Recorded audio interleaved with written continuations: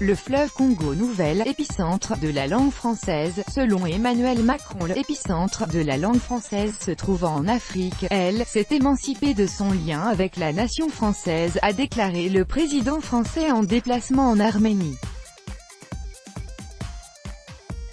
Cette réplique a suscité une vive réaction des internautes qui estiment que la France a toujours le magister dans la communauté francophone. Lors du 17e sommet de la francophonie qui s'est tenu en Arménie les 11 et 12 octobre, Emmanuel Macron s'est prononcé sur le rôle de la langue française qui reste la 5e langue la plus parlée au monde. Selon lui, elle n'a plus de lien spécifique avec le peuple français, la langue française n'appartient à aucun d'entre nous, mais est la propriété de tous. Elle s'est émancipée de son lien avec la nation française pour accueillir tous les imaginaires, a-t-il affirmé.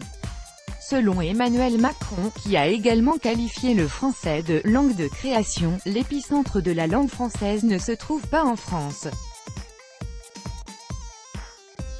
Quand je parle de langue française, je parle de nos langues françaises. Son épicentre n'est ni à droite ni à gauche de la Seine. Il est sans doute dans le bassin du fleuve Congo ou quelque part dans la région, a-t-il assuré. Par conséquent, il a ajouté que le premier combat pour la langue française dans les années à venir sera mené par la jeunesse africaine. Ce discours a suscité l'indignation de nombreux internautes. Nombreux ont été ceux qui ont à nouveau accusé le président français de haine de la France.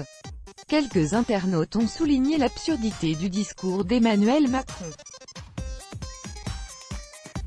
D'autres rappellent que l'Académie française est toujours située en France, ce qui garantit son magistère. Il a ceux qui estiment que c'est Emmanuel Macron qui n'a pas de lien avec la France et gagnerait à se présenter à des élections au Congo.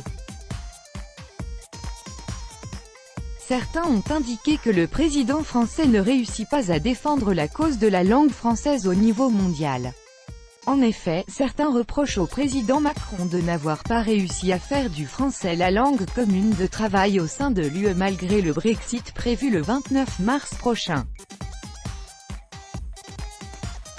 D'après le récent rapport de l'Organisation internationale de la francophonie, OIF, qui a confirmé que le français restait la 5e langue parlée au monde, 59% de ses locuteurs quotidiens se trouvent sur le continent africain.